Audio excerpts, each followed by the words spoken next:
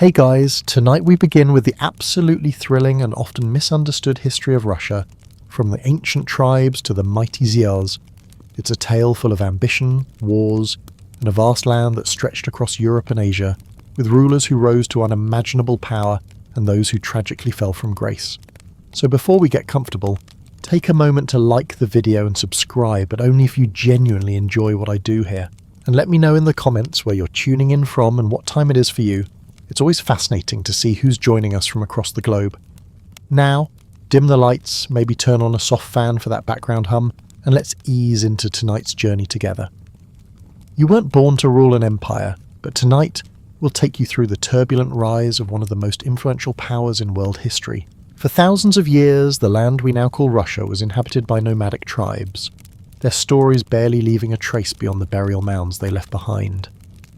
These mounds, known as kurgans, stood like ancient sentinels across the vast steppes of Eastern Europe.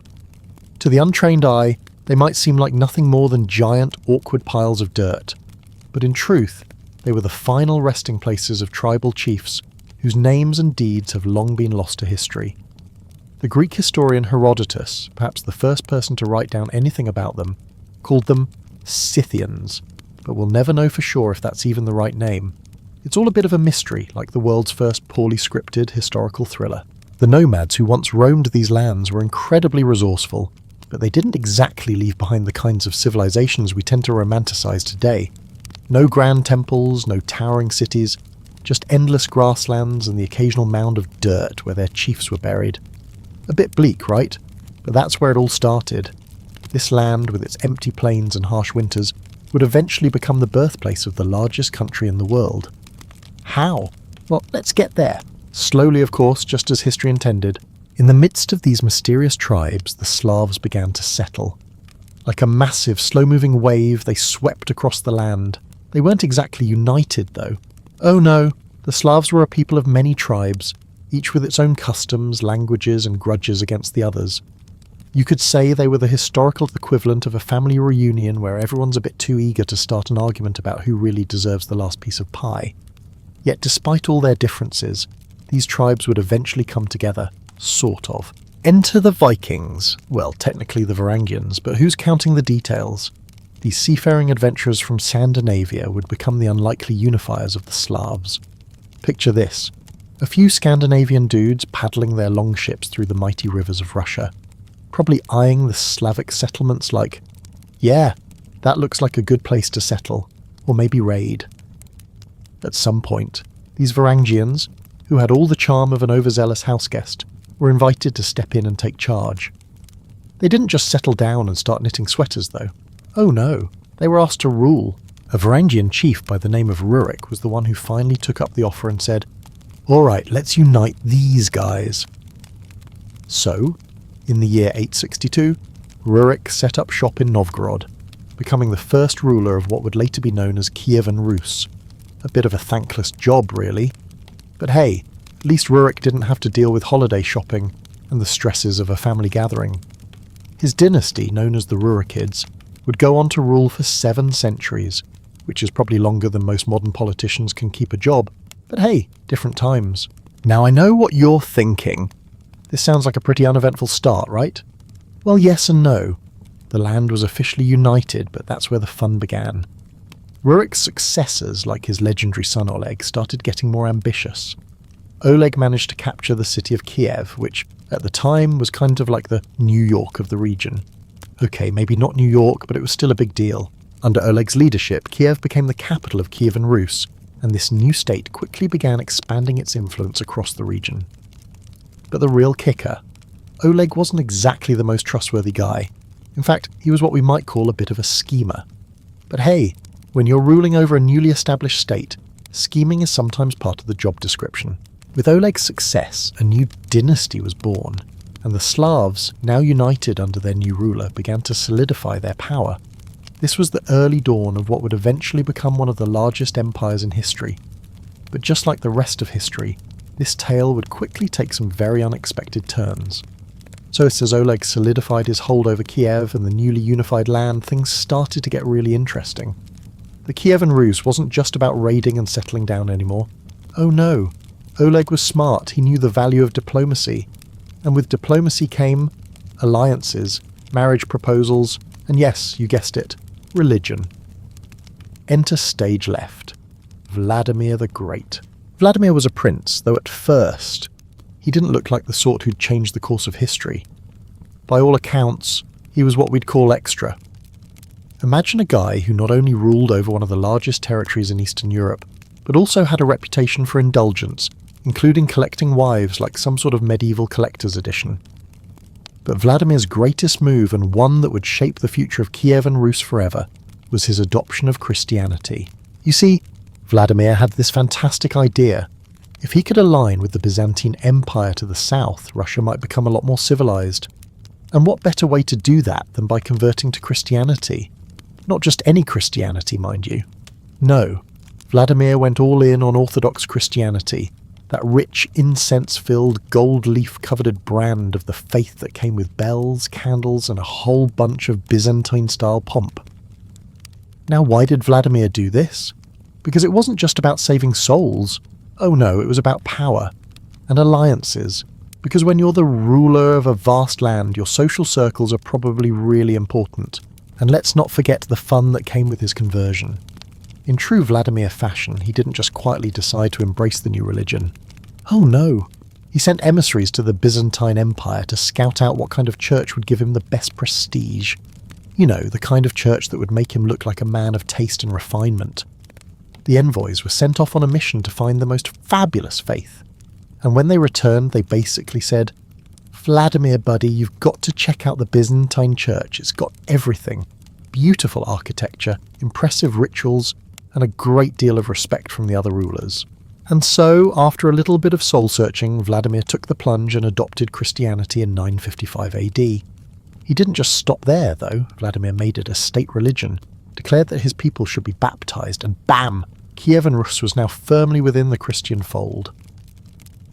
The consequences of this decision were monumental. Christianity provided a unifying framework for the people of Kiev and Rus. It brought them closer to the cultural and economic heart of Eastern Europe, and it made them look a lot more legit to their neighbours. But like all good things in history, it wasn't long before trouble started brewing again. You see, Vladimir's reign marked the high point of Kiev and Rus, a time when the state was strong and prosperous, and Kiev was at the centre of it all. However, as with any kingdom, the moment the ruler leaves the scene, things start to fall apart. Vladimir's sons, like many princes in history, didn't quite get along with each other. There were disputes over power, lands, and inheritance. The unity that had made Kiev and Rus a powerful force began to unravel. So what happens when you have a bunch of squabbling princes in charge? Well, it's not pretty. The once great states slowly began to fracture into smaller, feuding princedoms, and just when it looked like things couldn't get worse, enter the Mongols. The Mongols, led by Genghis Khan, had already begun their campaign to dominate Asia, and like any good conquerors, they had their sights set on Europe. In 1223, the Mongols swept through the Caucasus, annihilating the Kievan princes at the Battle of the Kalka River. But then, in a classic Mongol move, they disappeared just as quickly as they had arrived. The princes of Kiev and Rus, still in shock from their defeat, celebrated the respite, assuming that the Mongols had simply lost interest. But as history often proves, the Mongols always come back. And come back they did. In 1237, the Mongols returned with a vengeance. Led by Batu Khan, the grandson of Genghis Khan, they launched a full-scale invasion of Kiev and Rus. Cities that dared to resist were burned to the ground. Those who fought back were slaughtered. The Mongol army was a fearsome force, fast, brutal, and relentless. Kiev itself fell in 1240, and with it, the mighty Kiev and Rus collapsed. For the next 200 years, Russia would be ruled by the Mongols, under what would become known as the Golden Horde. A period marked by the Tatar yoke, a time when the Russian princes were reduced to little more than vassals of the Mongol Khan. Now you might think this would be the end of the story. The Mongols had conquered the land, the princes were humiliated, and the great cities of Kiev and Rus lay in ruins. But dear reader, if history has shown us anything, it's that power has a funny way of shifting from one hand to another. Enter Moscow. Moscow, a small, seemingly insignificant city compared to the grandeur of Kiev, would rise to prominence in a way no one could have predicted. Moscow's princes, especially Alexander Nevsky, saw the writing on the wall. In 1242, Alexander Nevsky, one of Moscow's most famous early rulers, managed to defeat the Teutonic Knights in the Battle of the Ice, a victory that would solidify his reputation as a hero and protector of the Russian people. Nevsky's defeat of the Teutonic Knights, who were threatening to invade, was a huge moral boost for the Russian people, and it helped to foster a sense of unity and identity. But it wasn't just military victories that helped Moscow grow in power. It was also the fact that the Mongols, after a few decades of domination, had started to fragment. The Golden Horde, once a unified force, began to fall apart into rival khanates. Moscow, ever the opportunist, began to quietly expand its influence, while the Mongols were distracted by their own internal conflicts. The stage was set for Moscow to take centre stage in the Grand Russian drama. And so, by the late 14th century, Moscow was ready to take on the Mongols, and it would do so under the leadership of Dmitry Donskoy. In 1380, Dmitry led the Russian forces to victory at the Battle of Kulikovo. The battle wasn't just a military win, it was a symbolic one. It showed that Moscow, now a rising power, was ready to throw off the Mongol yoke and reclaim its place as the dominant power in the region. The Battle of Kulikovo in 1380 marked a monumental shift in the history of Russia. Dmitry Donskoy's victory against the Mongols was not just a military triumph, it was a statement. It was a declaration that Moscow, once a small city-state under the influence of the Mongols, was now ready to challenge the Mongol hold over the Russian lands. But while the victory was significant, it did not immediately lead to the end of Mongol rule. No, that would take time, lots and lots of time. The Mongol Empire, though weakened, was still a force to be reckoned with. And so, while Dmitry Donskoy basked in the glory of his victory, the Mongols continued to hold sway over much of the Russian territory. But Moscow's ascent had begun. Over the next few decades, the city-state began to grow in both power and influence. Moscow's rulers, including Dmitry's successors, skillfully navigated the fractured political landscape, gradually consolidating power over rival principalities. The key to Moscow's success was its ability to balance diplomacy with force. While the Mongols were still a looming threat, Moscow's princes knew when to appease them and when to push back. But then, in the late 15th century, Moscow's time had truly come. Under the leadership of Ivan III, or Ivan the Great, Moscow broke free from the Mongol yoke once and for all. Ivan III, a ruler who combined shrewd political maneuvering with military might, officially declared Moscow's independence from the Mongols in 1480. This event, known as the Great Stand on the Ugra River, was the final confrontation between Moscow and the Golden Horde. It was a standoff that lasted for several months, but in the end, the Mongols retreated, unable to sustain their hold over Moscow any longer. Even the Great's victory was a momentous one. It marked the end of over 2 centuries of Mongol domination in Russia and the beginning of Moscow's rise as the dominant power in the region. With the Mongols no longer in control, Ivan III set about consolidating his power, bringing various Russian principalities under Moscow's rule. He expanded the territory of Moscow and with it, the influence of the Russian state. By the time of his death in 1505, Ivan the Great had transformed Moscow from a modest city into the heart of a burgeoning empire.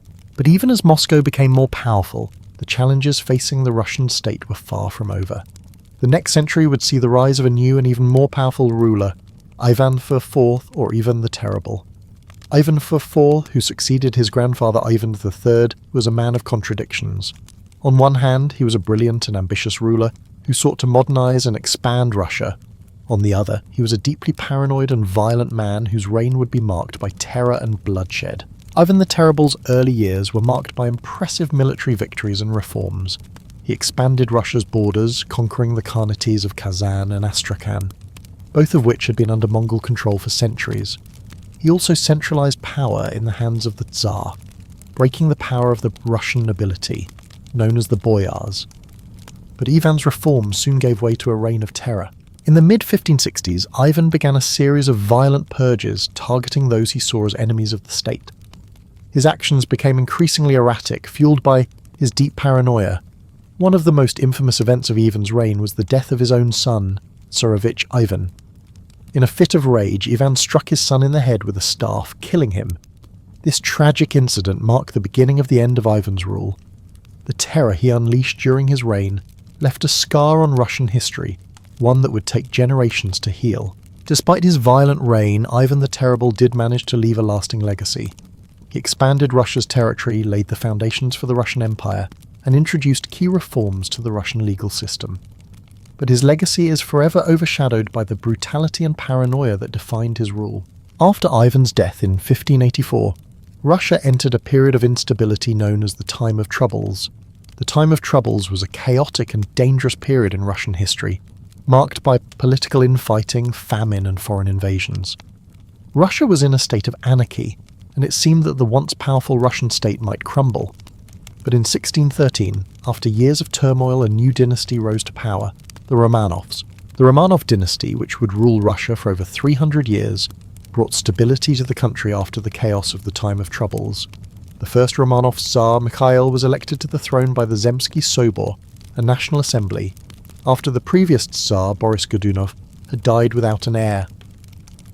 Mikhail's reign marked the beginning of a new era for Russia. His descendants would go on to expand Russia's territory, modernize its economy, and transform the country into a major European power. But while the Romanovs brought stability to Russia, their reign was not without challenges. Over the next few centuries, Russia would experience a series of wars, rebellions, and internal conflicts. The country would expand its territory into Central Asia, the Caucasus, and Eastern Europe, but it would also face resistance from its neighbours and growing unrest among its own people. In the 18th century, one of the most significant figures in Russian history emerged, Peter the Great. Peter the Great, known for his ambitious reforms and military conquests, sought to modernise Russia and make it a European power. His reign saw the establishment of the Russian Empire as a major European force. Peter's reforms included the building of a modern navy, the construction of St. Petersburg as Russia's new capital, and the introduction of Western-style institutions and customs. Peter's reign was not without its difficulties. He faced opposition from the Russian nobility, who resisted his reforms, and he was constantly at war with neighbouring countries. But despite these challenges, Peter's reign marked a turning point in Russian history. He left behind a more modern, centralised and powerful Russia, one that would go on to become one of the most formidable empires in the world. After Peter the Great's death in 1725, Russia's trajectory continued on its ambitious course, but it was clear that the stability he had forged in his lifetime would face immense tests. The empire he built, one that was now a powerful European force, would endure further challenges and, at times, internal conflict.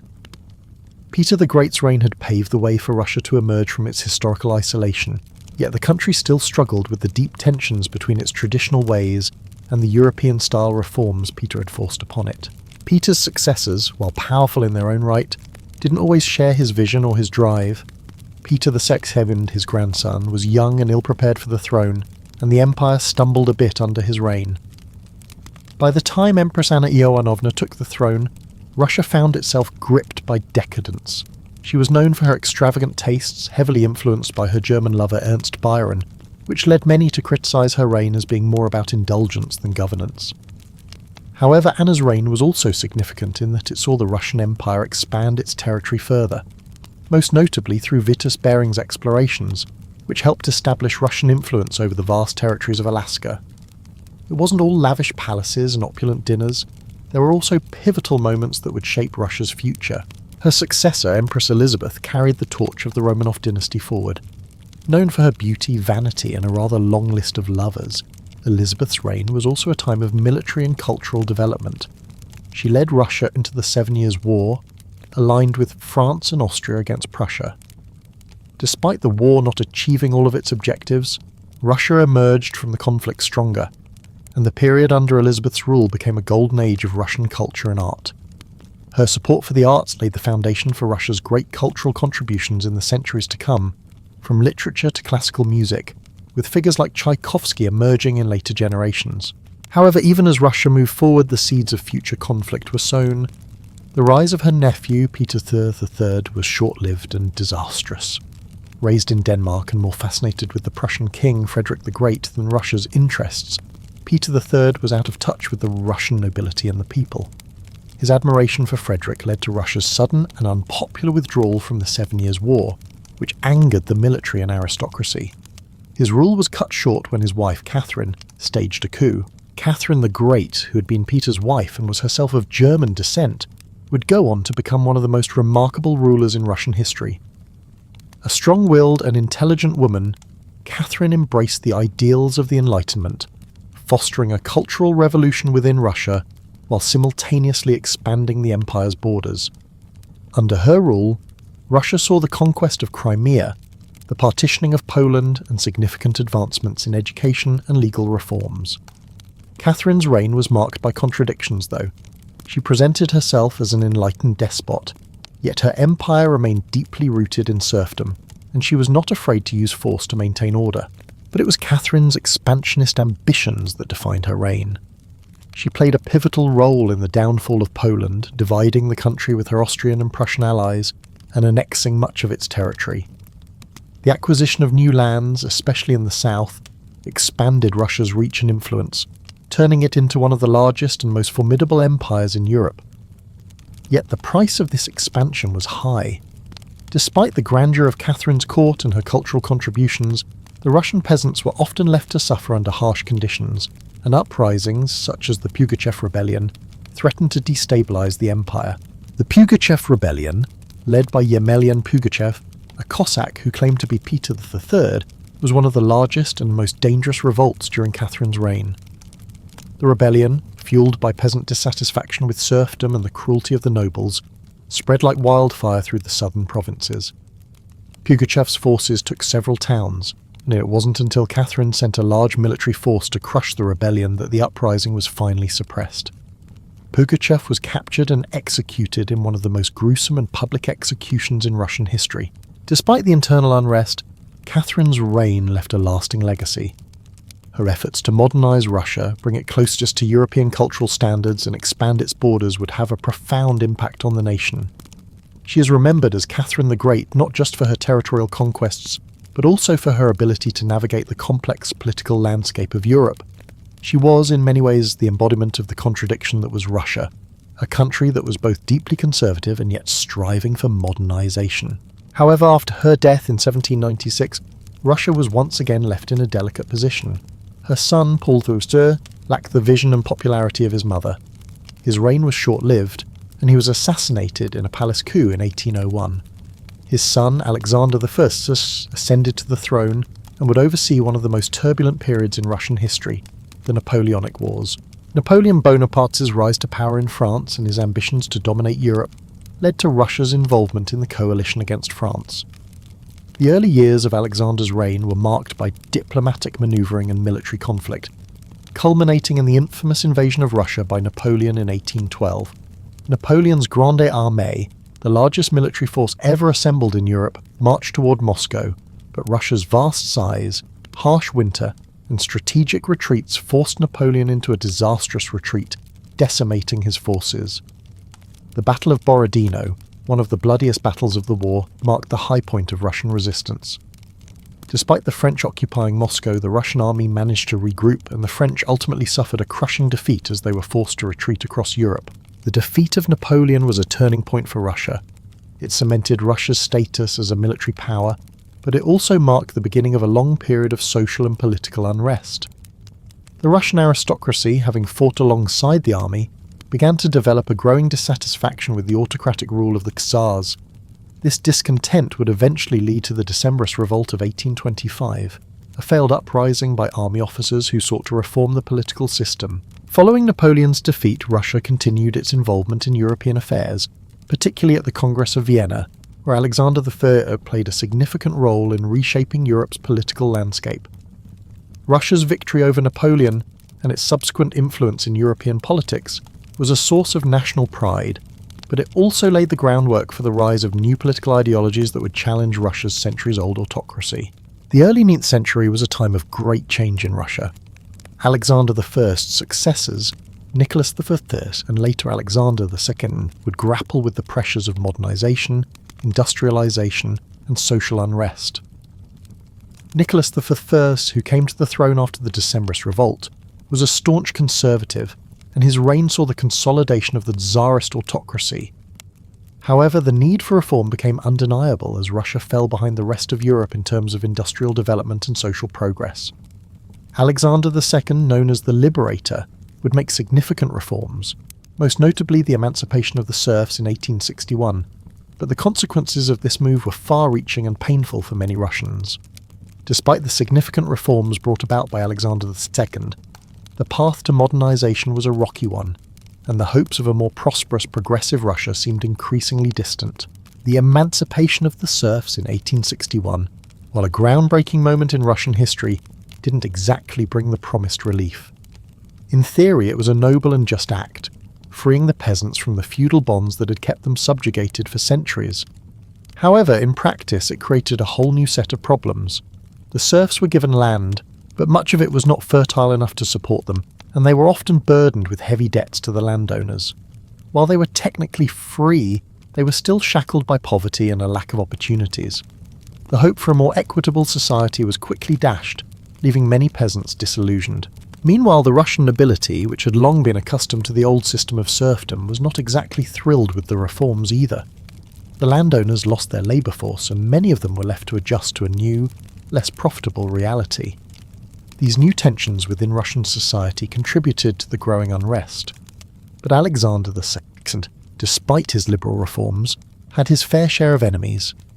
His reforms alienated both conservatives, who felt he was undermining the traditional Russian order, and liberals, who felt that the changes didn't go far enough.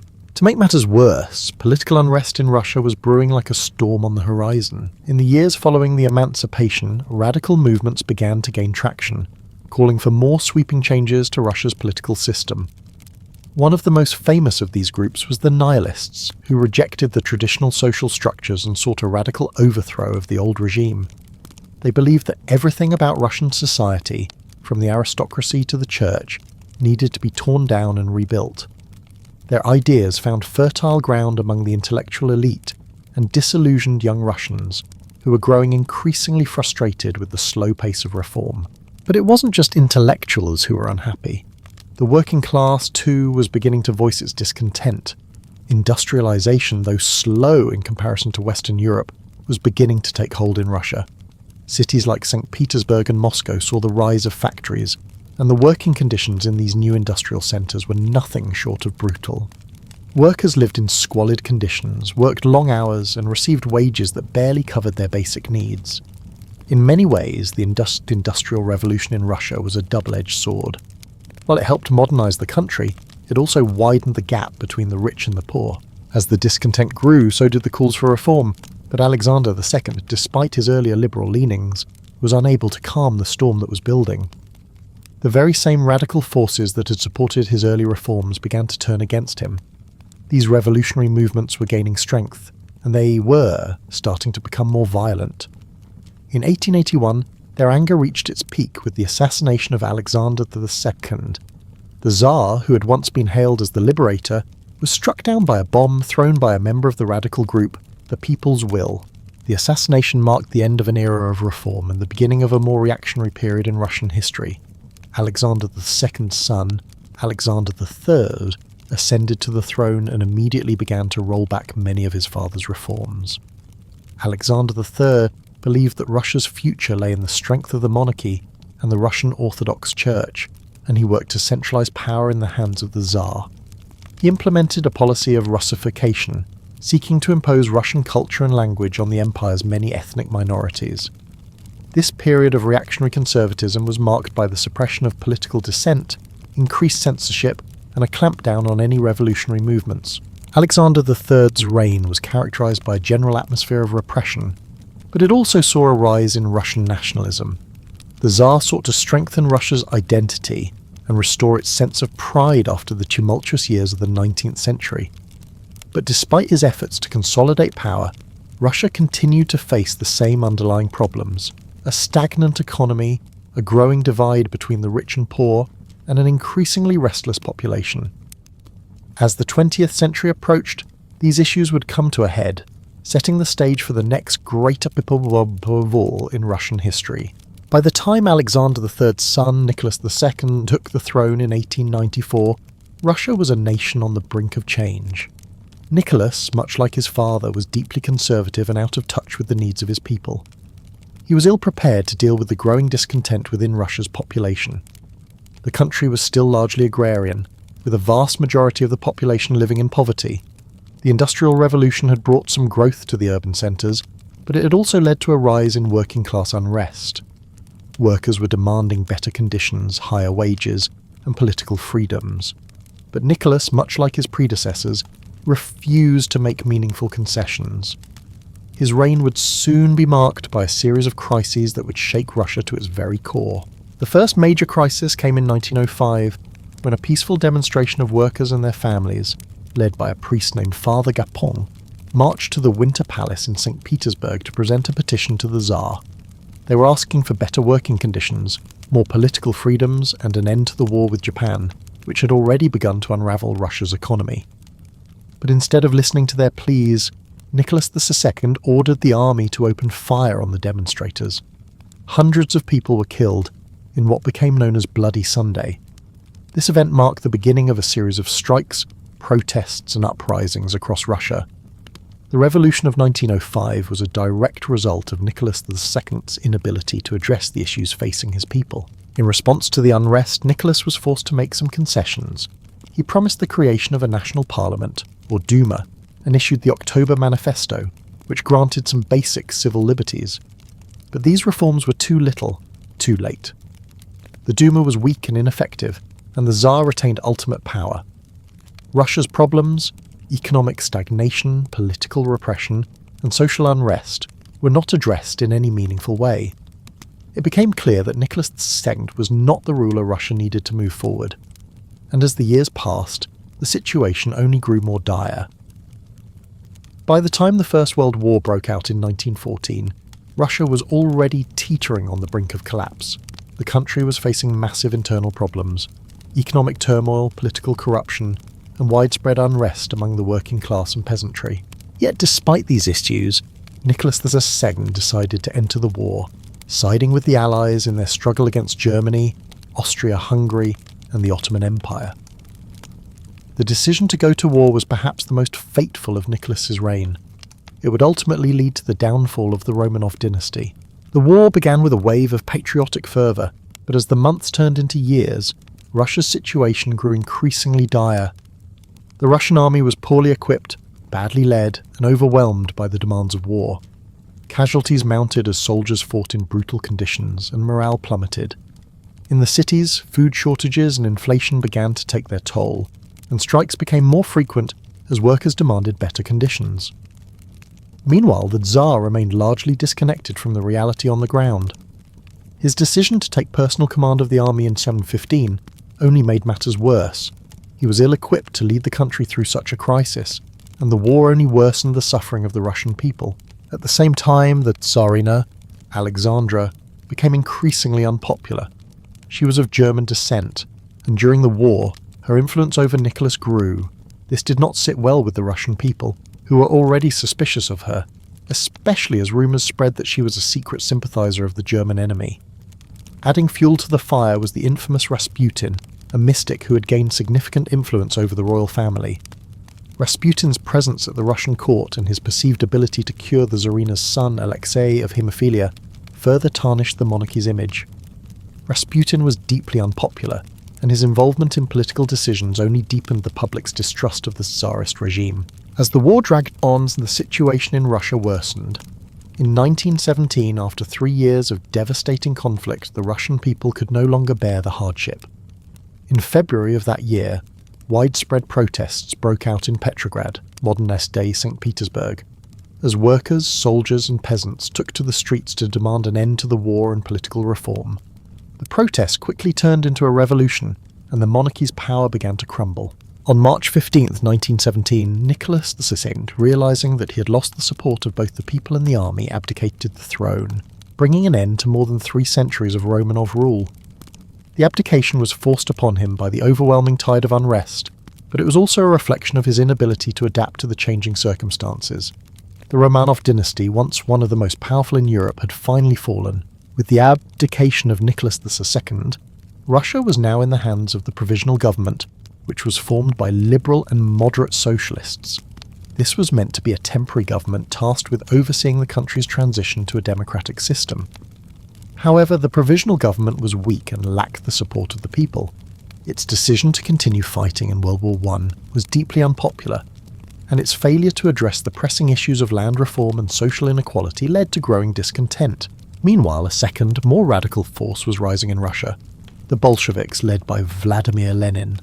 The Bolsheviks were committed to the idea of a socialist revolution that would overthrow the provisional government and establish a dictatorship of the proletariat. Their message resonated deeply with the workers and soldiers who were frustrated by the war and the lack of meaningful reform. The Bolsheviks promised peace, land and bread, which won them the support of millions. In October 1917, Lenin and the Bolsheviks launched a coup against the provisional government. The revolution was swift and largely bloodless, as the provisional government had no military support and could not put up an effective defence. The Bolsheviks seized power, and Lenin became the leader of the new Soviet government. The revolution was a turning point in Russian history, but it was also the beginning of a new set of problems. The country plunged into a civil war between the Red Army Bolsheviks and the White Army, a loose coalition of monarchists, liberals and foreign powers. The civil war was brutal, and millions of Russians died in the fighting from both violence and starvation. The Bolsheviks, however, ultimately triumphed, and by 1922 they had established the Soviet Union, a new communist state that would reshape the world for decades to come. The rise of the Bolsheviks and the subsequent formation of the Soviet Union marked the end of the Romanov era and the beginning of a new chapter in Russian history. But the legacy of the Romanovs would not be easily erased.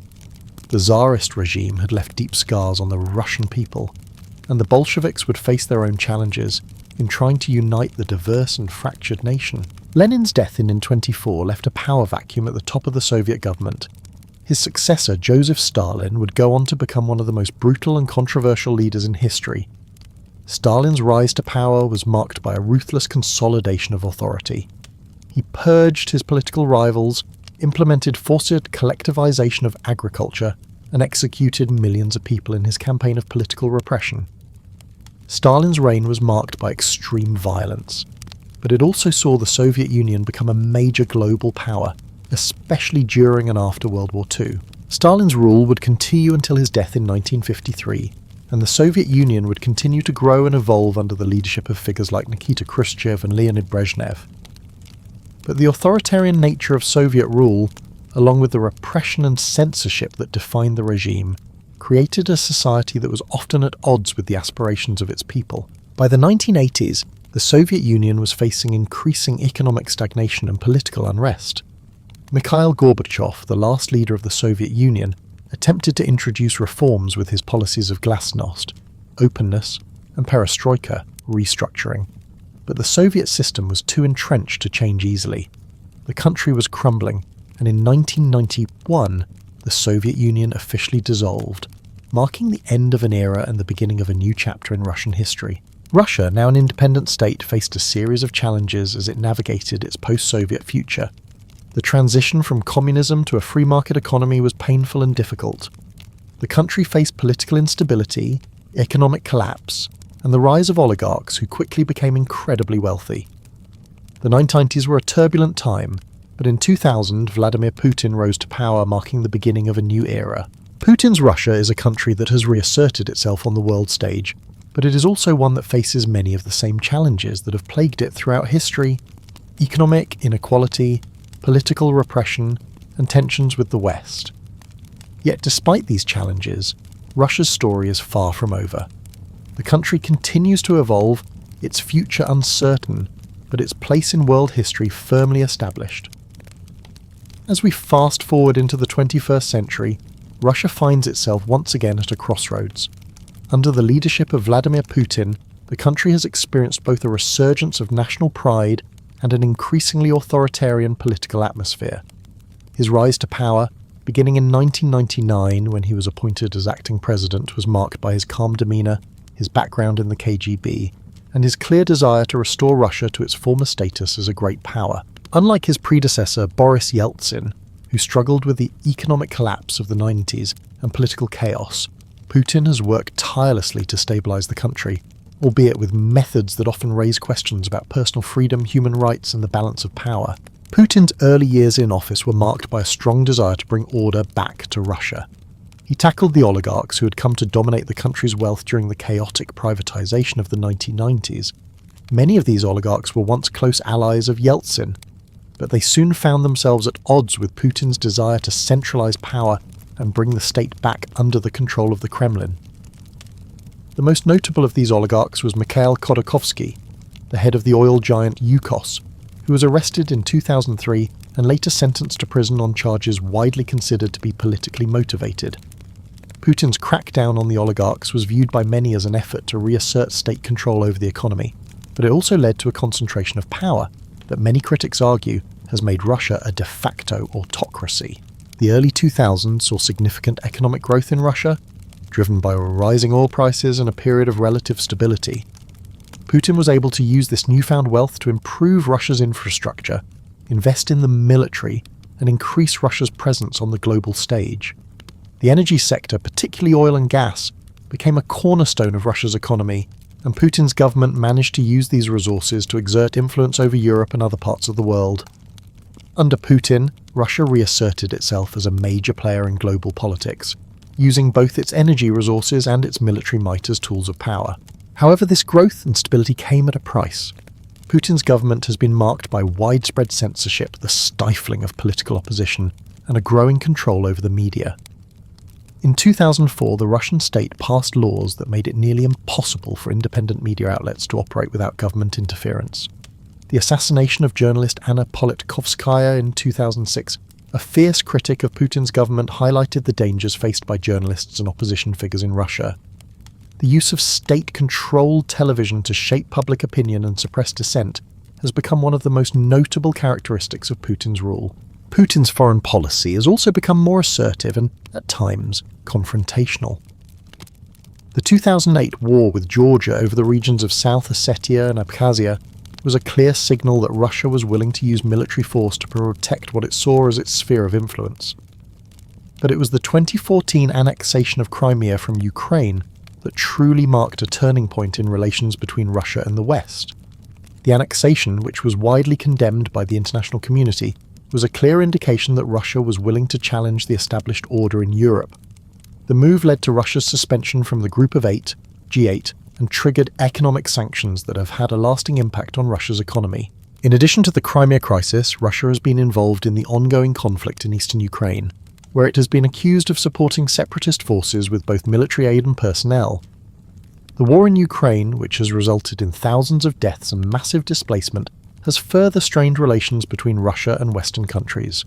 The United States and the European Union have imposed additional sanctions on Russia, further isolating the country from the global economic system. Domestically, Putin's government has continued to suppress political opposition. The most notable of these opposition figures is Alexei Navalny, an anti-corruption activist who has faced multiple arrests, imprisonment and poisoning attempts at the hands of the Russian state. Despite this, Navalny has continued to mobilize large protests and has built a following among young Russians disillusioned with the status quo. In 2020, Navalny was poisoned with a nerve agent in what many believe was an assassination attempt orchestrated by the Russian government. After receiving treatment in Germany, Navalny returned to Russia in 2021, where he was immediately arrested. His arrest sparked protests across the country and further highlighted the tensions between the Russian government and its citizens, the repression of political opposition, the crackdown on civil society, and the centralization of power in the hands of the Kremlin have led to growing concerns about the future of Russia's political system. While Putin remains immensely popular among certain segments of the population, particularly for his role in restoring stability after the chaos of the 1990s, there is a growing sense of frustration among many Russians. Economic inequality, corruption, and the lack of political freedoms have created a disillusioned middle class, while the younger generation is increasingly vocal about their desire for change. And yet, despite these challenges, Putin's grip on power remains strong. In 2020, Russia passed constitutional amendments that allow Putin to remain in power until 2036, effectively ensuring his rule for the foreseeable future. The amendments were seen by many as a way for Putin to solidify his authority and remain in power indefinitely, turning Russia into a one-man state where all roads lead to the Kremlin. Russia's future, as always, is uncertain. It is a country of contrasts. Its vast size, rich history, and cultural heritage stand in stark contrast to the political and social challenges it faces today. From the rise of the Romanov dynasty to the fall of the Soviet Union, and now under the rule of Vladimir Putin, Russia's story has been one of remarkable resilience and brutal oppression, of power struggles and political upheaval, of moments of great triumph and terrible loss. And so, the story of Russia continues, its legacy unfolding on the world stage. Whether Russia will continue to assert its influence on global politics, or whether it will find itself once again at the mercy of its own internal contradictions, remains to be seen. But one thing is certain: the history of Russia, from its early days as a land of mystery and conquest to its current status as a global power, will continue to be written for many years to come. As Russia strides into the 21st century, its future remains tightly intertwined with the legacy of its past. Under Vladimir Putin, Russia has navigated through an era marked by a peculiar mix of reasserted global power and growing isolation. While the country has regained some of the stature it once enjoyed under the Romanovs and Soviet Union, it has also come to embody contradictions that are difficult to reconcile. Russia is both a country of grand ambitions and a land deeply scarred by its history of revolution, autocracy, and repression. In recent years, Russia's relationship with the West has reached a low point, driven by ongoing geopolitical tensions, particularly regarding the annexation of Crimea, its support for separatist forces in eastern Ukraine, and its involvement in the Syrian civil war. In addition to this, the interference in foreign elections, the hacking of Western governments, and the assassination attempts on political dissidents, like Alexei Navalny, have further strained relations between Russia and much of the global community. These actions have caused the West to view Russia not just as an adversary, but as a dangerous destabilizing force, leading to a new kind of Cold War, one that is not defined by the military confrontation but by cyber attacks, political subversion, and the manipulation of global information flows. However, despite this outward aggression and discontent on the international stage, Putin's rule has continued to enjoy significant internal support. The Russian president has adeptly used nationalism and patriotism to bolster his popularity, often presenting himself as the protector of Russia's sovereignty against external enemies. His ability to harness the collective memory of the Soviet Union's role in defeating Nazi Germany, combined with a rhetoric of restoring Russia's rightful place as a global superpower, has kept him in power for over 2 decades. Yet within Russia, there is a growing sense of frustration, especially among the younger, more globally connected generation. While Putin's rule may have brought stability after the chaos of the 1990s, many Russians are beginning to question whether this stability is worth the cost of political repression, censorship, and economic stagnation. The country's economy, still heavily reliant on oil and gas exports, has been vulnerable to global market fluctuations, and although Russia's wealthiest oligarchs continue to thrive, the average Russian citizen has seen little improvement in living standards.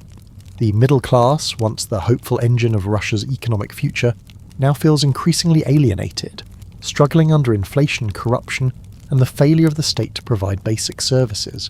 The younger generation in Russia has also been increasingly vocal about its dissatisfaction with the status quo. Social media and the internet, once a realm controlled tightly by the state, have become powerful tools for political expression and dissent. While the Russian government has made significant efforts to control online spaces through censorship, surveillance, and intimidation, the power of the internet to spread dissenting voices cannot be fully stifled. Opposition figures, particularly the charismatic and controversial Alexei Navalny, have used social media platforms to mobilize protests and expose corruption within the highest levels of government. However, their efforts are met with swift retaliation, often in the form of imprisonment, harassment, or worse. In 2021, Navalny's returned to Russia after being poisoned with a nerve agent, an attack that many believe was orchestrated by the state, sparked massive protests across the country. The protests, fueled by frustration with corruption, political repression, and the lack of meaningful reform, were met with force by the Russian authorities. Thousands of protesters were arrested, and the Russian government's response underscored the lengths to which the state would go to maintain control. This crackdown was a reminder of the authoritarian nature of Putin's rule and the dangers faced by those who challenged the system. Meanwhile, Russia's long-standing political and economic ties with China have become more pronounced in recent years. While the two countries have had their share of tensions over the borders and influence, the mutual distrust of the West has led to a growing strategic partnership between Moscow and Beijing. Russia has increasingly turned to China for economic support, particularly as Western sanctions have continued to isolate the country. This partnership, while beneficial in the short term, raises questions about Russia's future role in the world. By aligning itself more closely with China, Russia risks becoming a junior partner in a new geopolitical order dominated by Beijing, undermining its long-held ambition to be a global superpower in its own right. Despite the many challenges that Russia faces, it has shown remarkable resilience in the face of adversity. The country's vast natural resources, its military might, and its ability to influence global affairs through energy policy, military interventions, and cyber capabilities have kept it relevant on the world stage. But the question remains, can Russia continue to thrive in an increasingly multipolar world where its old methods of dominance, coercion, control, and military might may no longer be enough? For Russia to truly secure its future, it will need to address the deep-seated issues that continue to plague its society: corruption, political repression, economic dependency, and social inequality. The Russian people, particularly the younger generations, are beginning to demand more from their government. Whether Putin's government can navigate these demands without losing its grip on power remains to be seen. What is clear, however, is that Russia's story is far from over. From the first rise of the Rus under Rurik to the fall of the Soviet Union and the rise of Putin's Russia, the country's history is one of constant reinvention and resistance, shaped by its immense resources, its complex geography, and the ambition of its rulers. As Russia continues to forge its future, it is clear that its path will be anything but smooth.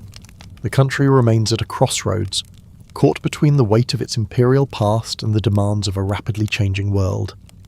Whether Russia will find a way to adapt and modernize, or whether it will cling to the old methods of authoritarian rule and military expansion, remains to be seen.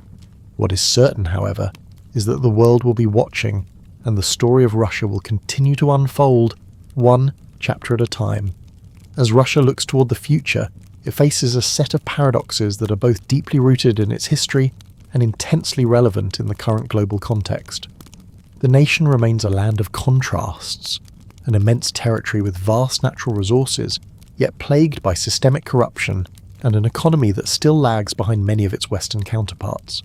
The state has learned to wield its military might and energy resources as tools of influence, but its internal instability, growing dissatisfaction among younger generations, and a refusal to embrace deep political reform suggest that the road ahead may be far more challenging than many realize.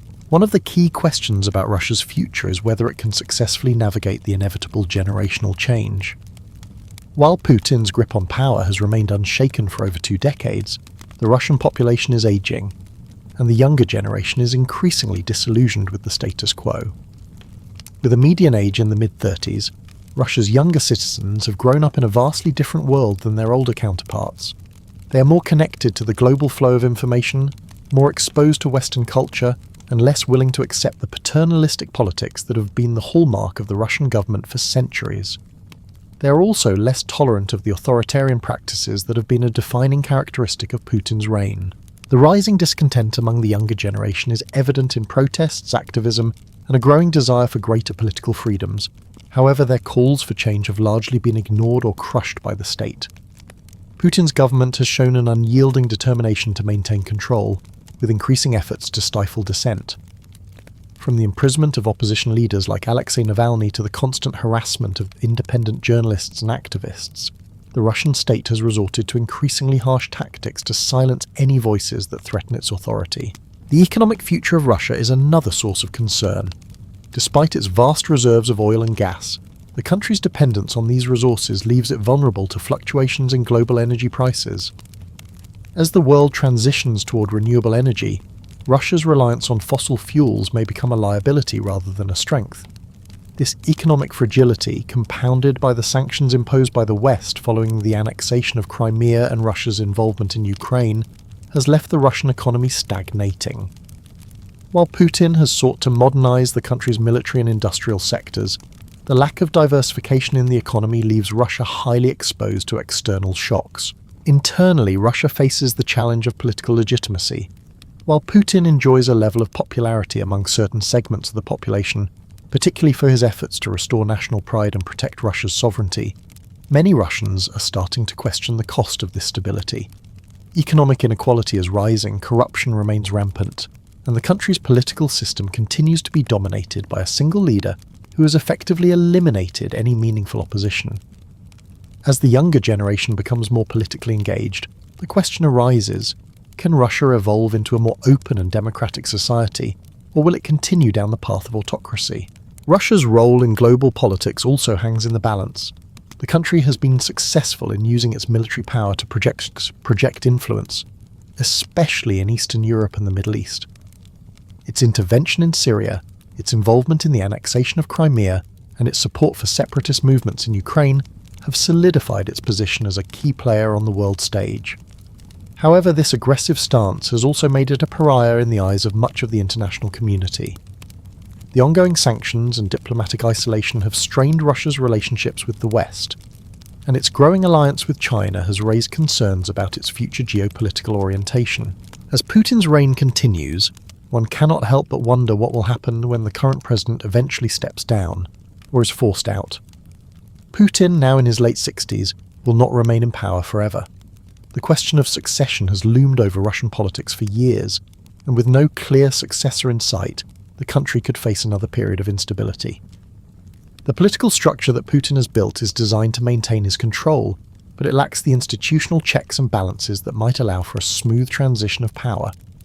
This could lead to a power vacuum, a struggle for influence among Russia's elite, and potentially even more political chaos. Looking further ahead, Russia's future will depend on its ability to adapt to a rapidly changing world. The technological advancements and global interconnectedness that have defined the 21st century present both challenges and opportunities for Russia. Can the country embrace the technological revolution and harness the power of the digital economy? Or will it continue to be held back by its reliance on outdated structures of power and control? Will it evolve into a more democratic society? Or will the autocratic tendencies that have defined its history continue to dominate? These are questions that will shape Russia's future, and the answers are far from clear. In the end, the story of Russia is one of resilience and reinvention.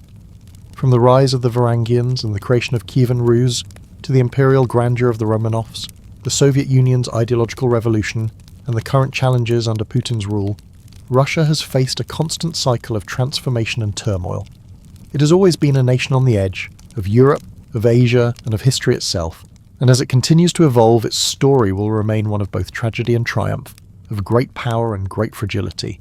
Russia, a land that has survived invasions, revolutions, and the fall of empires, now stands at the crossroads of its own future. Whether it will continue to grow as a global power, or whether it will finally face the internal reckoning that has been looming for centuries, remains to be seen. But one thing is certain: the story of Russia is far from over, and as long as it continues, it will be a story that captivates the world, one chapter at a time. As Russia marches through the 21st century, its internal contradictions grow more pronounced, and the political landscape becomes increasingly polarized. On one hand, there is a resurgent sense of Russian nationalism, a strong belief in the country's greatness and a desire to reassert its influence on the global stage. On the other hand, there are growing calls for reform from those disillusioned by decades of political stagnation, corruption, and economic hardships. The Russia of today is caught between these two forces, the deep-rooted authoritarianism of its past and the aspirations for a more open and democratic future. Putin, with his iron grip on power, continues to embody this tension. He is both the symbol of stability and the face of repression, a leader who has restored Russia's pride on the world stage but has done so by curbing freedoms and suppressing opposition.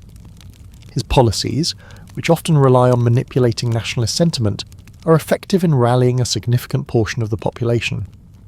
But they also alienate the younger, more globally connected generation, who are increasingly frustrated with the lack of political freedom, economic opportunity, and the continued dominance of the state over all aspects of life. At the same time, the Russian economy continues to struggle with its reliance on natural resources. While the energy sector has provided some stability, it has also created an economy that is vulnerable to the whims of global oil prices. As the world moves toward renewable energy sources and reduces its dependence on fossil fuels, Russia finds itself at a crossroads. The transition away from oil and gas is not an easy one, especially for a country whose economic system is so deeply intertwined with its energy exports. If Russia cannot diversify its economy and modernize its industries, it risks falling behind the rest of the world in an era where technological and economic innovation are key to survival. The question of political legitimacy also looms large. Putin's long reign has been characterized by a concentration of power that allows little room for opposition. While elections still occur, they are often marked by allegations of fraud, voter suppression, and the disqualification of opposition candidates. The political system that Putin has built is one in which dissent is stifled, and the state controls almost every aspect of public life. The media, once a powerful tool for political engagement, has become an instrument of propaganda, with state-controlled outlets presenting a picture of Russia that is often disconnected from the reality faced by many of its citizens. This lack of political freedom has spurred a new generation of activists who seek to challenge the status quo.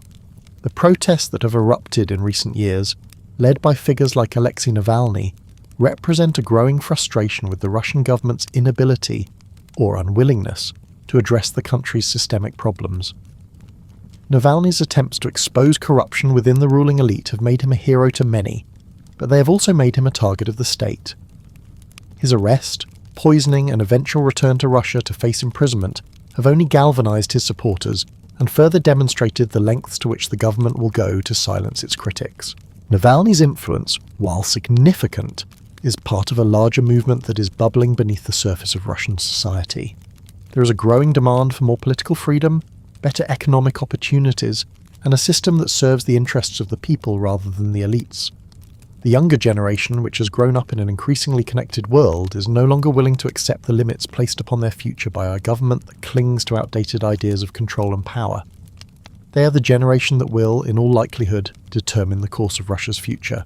Yet the path forward is not without its dangers. Russia's history is one of upheaval and revolution, and the fear of a return to chaos is ever present. While many of those seeking reform want a peaceful transition to a more democratic society, others worry about the potential for violent conflict. The country has seen revolutions before, and the memory of the 1917 revolution, which led to the fall of the Romanovs and the rise of the Bolsheviks, is still fresh in the collective consciousness. Will Russia experience another revolution, or will it find a way to reform from within? That remains to be seen. Internationally, Russia's relationships with the West continue to be a source of tension. The annexation of Crimea in 2014, followed by the ongoing conflict in eastern Ukraine, has strained relations with Europe and the United States. The West has imposed sanctions on Russia in response to its actions, but these measures have had limited success in changing Russia's behaviour. Instead, Russia has turned to China, a rising superpower with whom it shares a mutual interest in countering Western influence. The growing alliance between Russia and China presents a new geopolitical challenge for the West, one that could reshape the balance of power in the coming decades. At the same time, Russia is faced with the ongoing challenges of maintaining control over its vast and diverse territory. While Moscow remains the political heart of Russia, many regions, especially those in the Caucasus and Siberia, have long felt neglected by the central government. The Russian Federation is a patchwork of ethnicities, cultures, and religions, and the challenge of maintaining unity in such a diverse country is immense. The rise of separatist movements in regions like Chechnya, Tatarstan, and the North Caucasus is a reminder that Russia's territorial integrity is never guaranteed. Russia's military, once a symbol of Soviet power, has undergone significant modernization under Putin's rule. The country has invested heavily in its armed forces, including new weapon systems and advanced technology. Russia's military interventions in Ukraine, Syria, and other regions have shown the world that the country is willing to use force to achieve its objectives. But this military buildup has come at a cost, both financially and politically.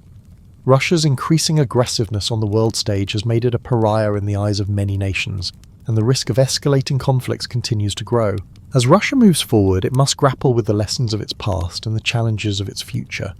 Will it embrace reform and modernization?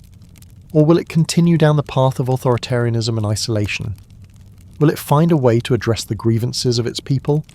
Or will the anger of a new generation of Russians lead to further unrest and instability? These are the questions that will shape the future of the Russian Federation. For a country as large, powerful, and complex as Russia, the answer is never simple. Its history has been one of contradictions, moments of great triumph followed by periods of deep crisis. Its people have endured hardship, oppression, and war, but they have also experienced moments of remarkable resilience and unity. Whether Russia will emerge from this period of uncertainty as a modern democratic nation, or whether it will continue to be a land where power is concentrated in the hands of a few, remains to be seen. One thing, however, is certain. Russia's story, with all its twists and turns, is far from over. The rise of the Bolsheviks and the subsequent formation of the Soviet Union marked the end of the Romanov era and the beginning of a new chapter in Russian history. But the legacy of the Romanovs would not be easily erased. The Tsarist regime had left deep scars on the Russian people, and the Bolsheviks would face their own challenges in trying to unite the diverse and fractured nation. Lenin's death in 1924 left a power vacuum at the top of the Soviet government. His successor, Joseph Stalin, would go on to become one of the most brutal and controversial leaders in history. Stalin's rise to power was marked by a ruthless consolidation of authority. He purged his political rivals, implemented forced collectivization of agriculture, and executed millions of people in his campaign of political repression. Stalin's reign was marked by extreme violence, but it also saw the Soviet Union become a major global power, especially during and after World War II. Stalin's rule would continue until his death in 1953, and the Soviet Union would continue to grow and evolve under the leadership of figures like Nikita Khrushchev and Leonid Brezhnev. But the authoritarian nature of Soviet rule, along with the repression and censorship that defined the regime, created a society that was often at odds with the aspirations of its people. By the 1980s, the Soviet Union was facing increasing economic stagnation and political unrest. Mikhail Gorbachev, the last leader of the Soviet Union, attempted to introduce reforms with his policies of glasnost, openness, and perestroika, restructuring. But the Soviet system was too entrenched to change easily. The country was crumbling, and in 1991, the Soviet Union officially dissolved, marking the end of an era and the beginning of a new chapter in Russian history. Russia, now an independent state, faced a series of challenges as it navigated its post-Soviet future. The transition from communism to a free market economy was painful and difficult. The country faced political instability, economic collapse, and the rise of oligarchs who quickly became incredibly wealthy. The 90s were a turbulent time, but in 2000, Vladimir Putin rose to power, marking the beginning of a new era. The dissolution of the Soviet Union in 1991 marked not just the end of a political system, but the unravelling of an empire that had existed for over 70 years. The Soviet Union, once a superpower, had collapsed under the weight of its own contradictions. For decades, the USSR had been a centralised communist state driven by a single ideology. But by the late 80s, the economic stagnation, the burdens of the Cold War, and growing demands for reform had placed unbearable pressure on the system. Mikhail Gorbachev, the last leader of the Soviet Union, was faced with the impossible task of preserving the Union while simultaneously attempting to modernise it. His attempts at reform, particularly the policies of glasnost, openness, and perestroika, restructuring, were meant to open up the Soviet system, reduce the harshness of its authoritarian policies, and improve the economy. But instead of stabilising the USSR, these reforms only hastened its collapse. Glasnost allowed for greater freedom of expression in the press, leading to a wave of criticism against the government and its past actions. This openness, however, exposed deep divisions within Soviet society, and the government's inability to address the country's economic crisis alienated many citizens. Perestroika, meant to restructure the economy and introduce some market reforms, failed to address the systemic inefficiencies of the state-run economy. Inflation soared, shortages worsened, and the Soviet military, once the pride of the state, was left disillusioned. The collapse of the Soviet Union was also influenced by growing nationalist movements in the republics that made up the USSR. Many of the Soviet republics, particularly those in Eastern Europe and Central Asia, began to demand independence. The Baltic states, Estonia, Latvia, and Lithuania led the charge, and their successful campaigns for independence served as a catalyst for other regions within the Soviet Union to pursue similar paths. By the end of 1991, after failed attempts to preserve the Union through a new treaty, the Soviet Union officially dissolved and 15 new countries emerged. Russia, the largest and most powerful of the former Soviet republics, found itself at the centre of this transformation. The transition from a superpower to a newly independent state was jarring. Under the leadership of Boris Yeltsin, Russia embraced the idea of a free market economy and sought to align itself with the West. However, this period of transition was marked by chaos.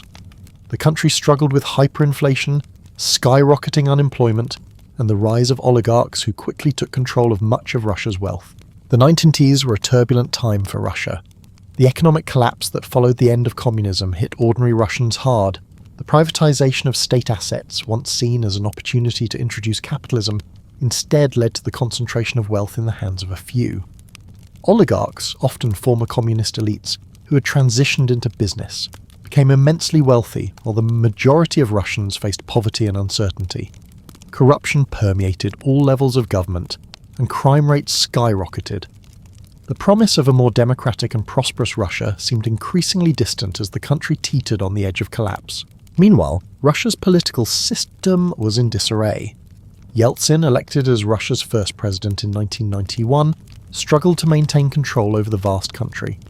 Political parties were fragmented, and the government was constantly at odds with itself. Yeltsin's efforts to push forward with democratic reforms were hampered by resistance from the communist old guard, who still held significant power. The situation reached a breaking point in 1993, when Yeltsin ordered the military to storm the Russian parliament after a standoff between him and the opposition. The episode, known as the 1993 Russian constitutional crisis, was a violent reminder of the instability that gripped the country during this period. It was against the backdrop of economic collapse and political chaos that Vladimir Putin came to power. Putin, a former KGB officer, had risen through the ranks of the Russian government in the 1990s, serving as head of the Federal Security Service, FSB, and later as Prime Minister.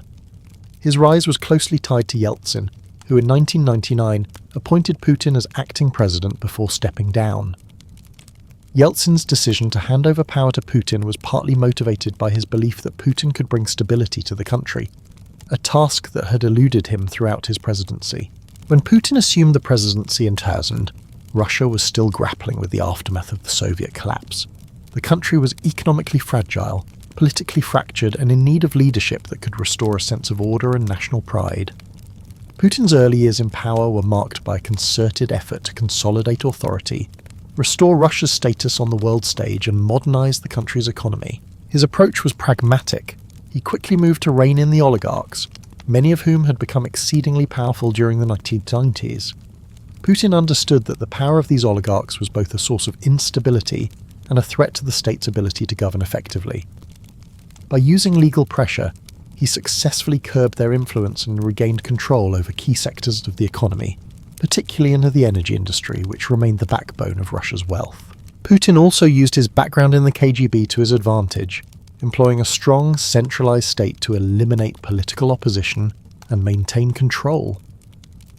The media, which had become more independent during the Yeltsin years, was gradually brought under state control. Political dissidents were marginalized, and opposition leaders were either silenced or forced into exile. Under Putin, Russia's political system became more authoritarian, with a strong emphasis on stability and nationalism. Putin's foreign policy was also shaped by a desire to reassert Russia's influence over its former Soviet neighbours and to challenge the global dominance of the West. He viewed the breakup of the Soviet Union as a catastrophe and sought to reverse Russia's decline by regaining influence in regions such as Central Asia, the Caucasus, and Eastern Europe. In 2008, Russia intervened in Georgia to assert its control over the regions of South Ossetia and Abkhazia, and in 2014, Russia annexed Crimea from Ukraine, further demonstrating its willingness to use military force to achieve its geopolitical goals.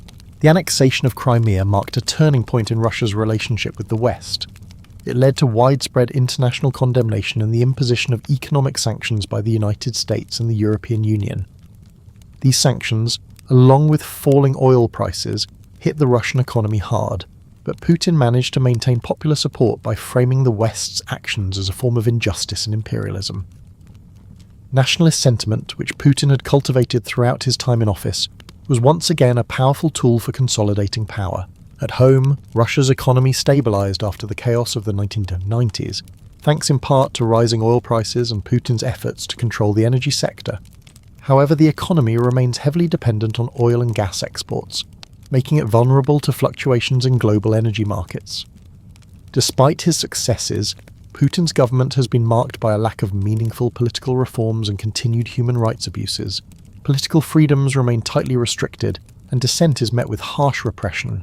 As Russia moves forward, it faces a critical juncture. The country has regained its global stature, but it is still struggling with deep internal divisions.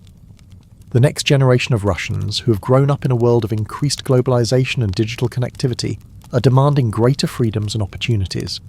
Whether Putin can continue to maintain control or whether the country will undergo a transformation toward greater democracy and openness remains uncertain. As Russia enters the second decade of the 21st century under Vladimir Putin's leadership, the country faces mounting pressures, both internally and externally. Putin's consolidation of power has been unmatched in post-Soviet Russia. The state's tight grip on political life has made him the most powerful figure in the country, with little meaningful opposition allowed to challenge his authority. The democratic freedoms that were promised in the aftermath of the Soviet collapse have all but disappeared, with Russia's political system increasingly resembling the authoritarianism that characterized the Tsarist and Soviet eras. Domestically, Putin's government has embraced a form of managed democracy, where elections still occur, but the outcomes are effectively predetermined. The opposition has been systematically neutralized. Opposition leaders are imprisoned, exiled, or discredited. In recent years, political opposition has been further stifled by the laws that restrict public protests and independent media outlets. With state-controlled television as the dominant source of information, Putin's regime has worked tirelessly to shape public opinion in favor of its policies, while silencing any dissenting voices. This has created an environment where the state controls not only the levers of power, but also the narrative of the country's history and future. The Russian economy, despite its reliance on natural resources, has been relatively stable since the early 2000s, driven in large part by the rising global oil and gas prices. Putin's ability to centralize control over key sectors of the economy, particularly energy, has allowed the state to maintain a level of control over the national wealth. But this dependency on oil and gas has left Russia vulnerable to global market fluctuations, and with the world moving toward renewable energy and a future less reliant on fossil fuels, Russia's economic future is uncertain. The lack of economic diversification, coupled with ongoing sanctions from the West following Russia's intervention in Ukraine and the annexation of Crimea, has hampered the country's long-term growth prospects. Despite these challenges, Putin remains widely popular among a significant portion of the Russian population, particularly those who feel that he restored stability after the chaotic 1990s. Under his rule, Russia has rebuilt its military, reasserted its influence in former Soviet territories, and presented itself as a key player on the world stage. Putin's foreign policy, particularly his assertiveness in Ukraine and Syria, has restored a sense of Russian pride and nationalism among many of his supporters. He is often viewed as the protector of Russian sovereignty, standing up against what many see as Western attempts to encircle and undermine the country. However, as the years go on, the challenges facing Russia grow more apparent. The economy, while still heavily reliant on natural resources, has not undergone the necessary reforms to ensure sustainable growth in the 21st century. The aging population, coupled with the emigration of skilled workers and intellectuals, presents a demographic challenge that will only become more pronounced in the coming decades.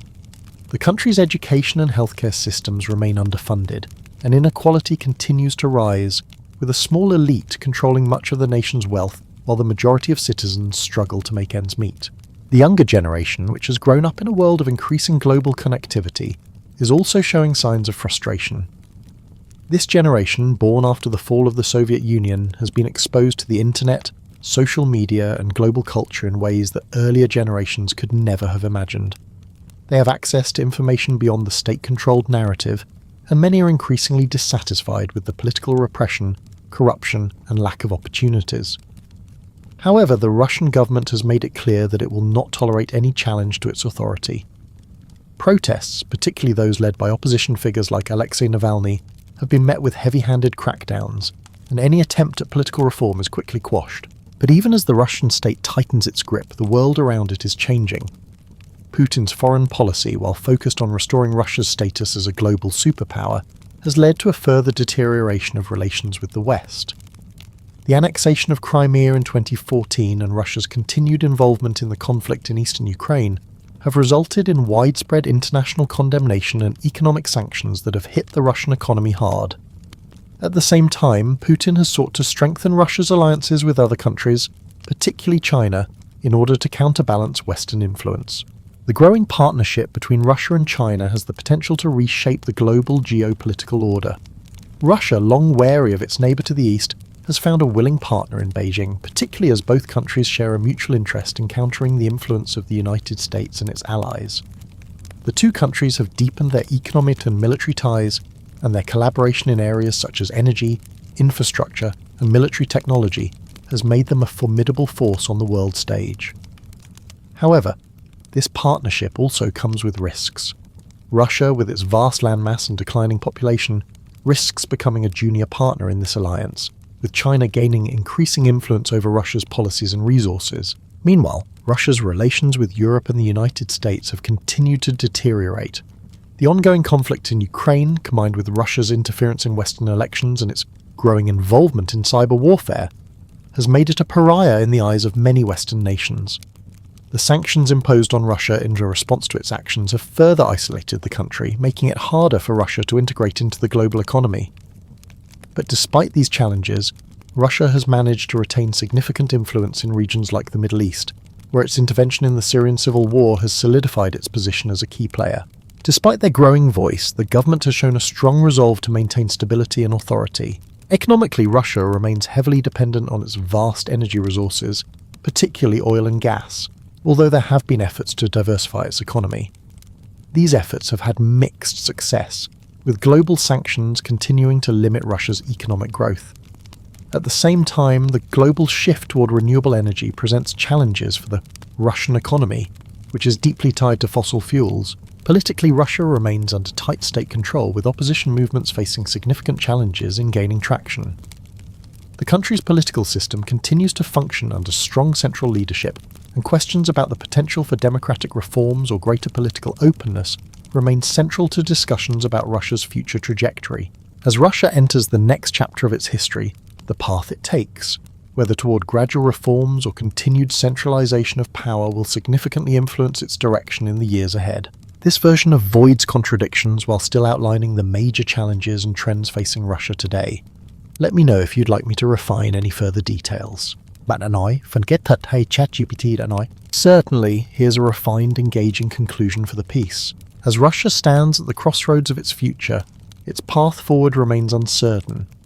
The echoes of its complex past continue to shape its present, and the decisions made today will resonate for generations to come. While Putin's rule has restored a sense of stability and pride, the underlying tensions, economic dependence on fossil fuels, political suppression, and growing calls for change are hard to ignore. The younger generation, more connected to the world and less willing to accept the status quo, may soon play a pivotal role in determining whether Russia follows the same course of entrenched power or embraces the winds of reform.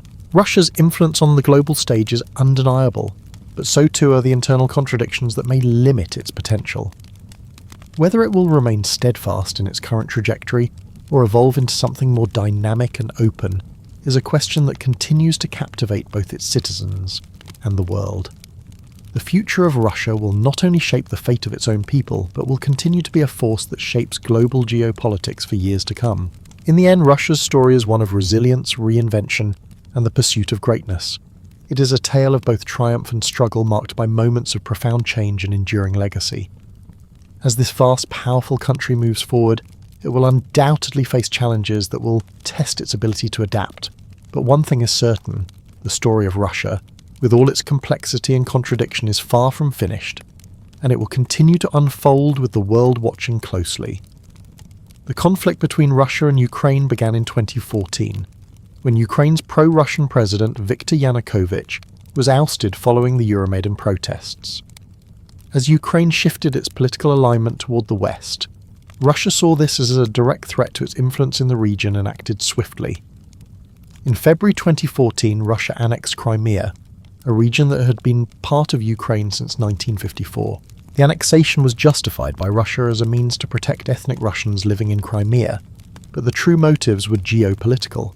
Russia's Black Sea Fleet was based in Sevastopol, Crimea, and the region held significant strategic value. This move was met with immediate international condemnation, and Western nations imposed sanctions on Russia, but Moscow was undeterred.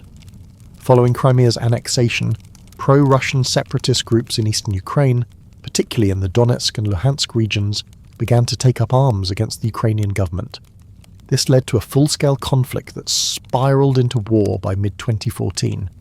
Russia was accused of providing support to the separatists, including military equipment, supplies, and even troops, though it repeatedly denied direct involvement.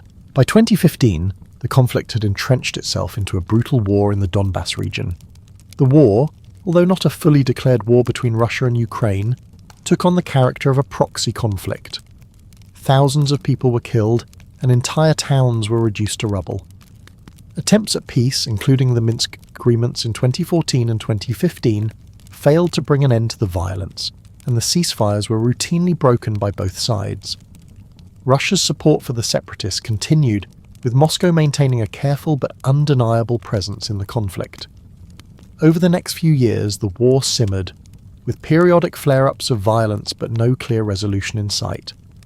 During this period, Russia's geopolitical ambitions were clearly on display as it continued to assert its dominance over Ukraine's sovereignty.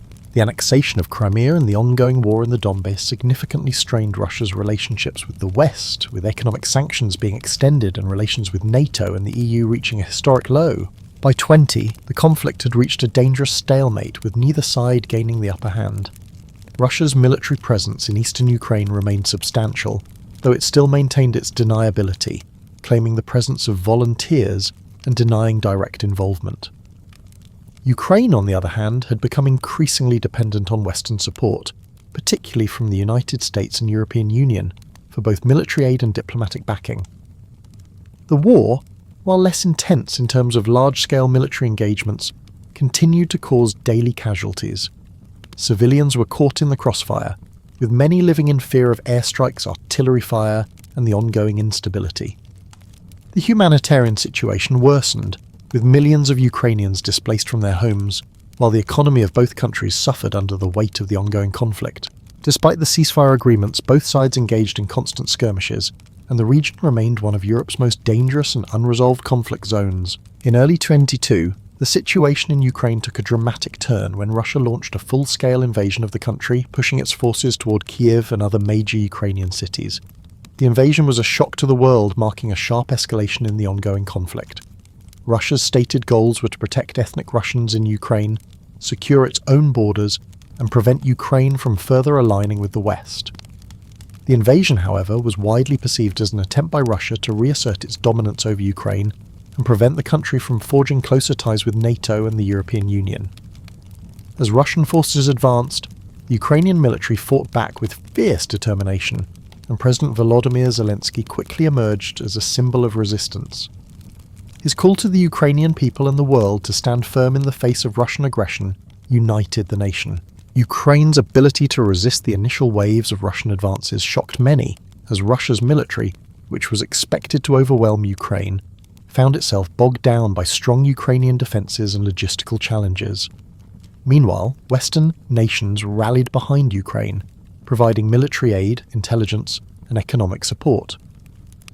Russia, facing global condemnation, became further isolated, with more sanctions imposed and its economy suffering as a result. The invasion caused a massive refugee crisis as millions of Ukrainians fled to neighbouring countries, while those who remained endured constant bombings, airstrikes and ground offensives. Cities such as Mariupol, Kyiv, Kharkiv and others became war zones, with entire neighbourhoods destroyed. The humanitarian toll was immense, with thousands of civilians killed, injured or displaced. Russia's strategy of attacking civilian infrastructure, including power plants, hospitals and residential areas, further exacerbated the suffering. Despite this, Ukrainian forces continued to fight back, even retaking key territories in the south and east. Ukraine's resistance became a rallying cry for the global community, and many saw the conflict as a battle between democracy and autocracy, with Russia representing an oppressive imperialist regime. As the war dragged on into 2023 and 24, the fighting became entrenched and neither side appeared able to achieve a decisive victory. Russia faced significant military losses, while Ukraine, though heavily battered, showed resilience. The continued resistance from Ukrainian forces, bolstered by the support of the West, made it clear that Russia's original expectations for a quick and easy victory had been utterly wrong. The conflict also deepened Russia's political isolation, with many countries refusing to recognise Russia's claims to Crimea and its involvement in the separatist regions of eastern Ukraine. Tensions between Russia and the West reached new heights, and NATO continued to strengthen its presence in Eastern Europe as a countermeasure to Russia's aggression. Throughout the war, Russia continued to use its energy resources, particularly natural gas, as a tool of leverage over Europe, but the West began to reduce its reliance on Russian energy sources, looking for alternatives to cut Russia off economically. As of 2025, the war in Ukraine remains unresolved, though it is clear that Russia's invasion has transformed the geopolitical landscape of Europe. Ukraine, having sustained immense losses, continues to fight for its sovereignty, and the prospect of a resolution remains distant. The conflict has reshaped international alliances and global economic systems, and its ultimate outcome will likely determine the future of Europe's security architecture and the balance of power between Russia, the West, and emerging global powers like China. The war's toll on both Russia and Ukraine is undeniable, and the long-term consequences of the conflict will reverberate for generations to come, both within the region and on the world stage. From its earliest beginnings as a loose federation of Slavic tribes to its rise as the mighty Russian Empire, Russia's history has been one of constant reinvention and resilience. From the fabled origins of the Rus under the Viking chieftain Rurik, who unified the fragmented tribes, to the establishment of the Kievan Rus, Russia's story has been shaped by both internal strife and external threats. The Mongol invasions, the fall of the Kievan state, and the rise of the Grand Duchy of Moscow all played pivotal roles in forging the Russia we recognize today. Through centuries of imperial expansion, Russia became one of the largest empires in history, stretching from Europe to the Pacific while simultaneously fostering a unique culture deeply intertwined with Orthodox Christianity and autocratic rule. Tsars like Ivan the Terrible and Peter the Great wielded immense power, each leaving behind legacies of cultural, military, and political transformation. Despite the chaos and upheaval of the 1917 revolution, the fall of the Russian Empire, and the birth of the Soviet Union, Russia endured. The Soviet period, though marked by ideological battles and a struggle for global dominance, further solidified Russia as a superpower, leaving an indelible mark on the 20th century. After the fall of the Soviet Union in 1991, Russia faced the daunting task of rebuilding from the ashes of a failed empire, navigating a turbulent economic collapse and a struggle to redefine its place in the world. But through it all, Russia has remained a force to be reckoned with, shaped by its vast geography, complex history, and the indomitable will of its people. Its history is not one of quiet complacency, but of continual reinvention, whether through imperial expansion, revolution, or modern-day reassertion of power. As Russia steps forward in the 21st century, its past remains a powerful force in shaping its future.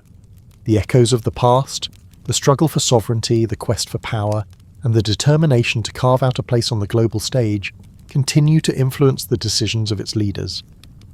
In every corner of the vast land, from the snow-covered tundra of Siberia to the vibrant streets of Moscow, the spirit of Russia's history pulses through its people as they look toward a future that will, once again, define their place in the world. The story of Russia, a narrative of both triumph and tragedy, will continue to unfold, one chapter at a time.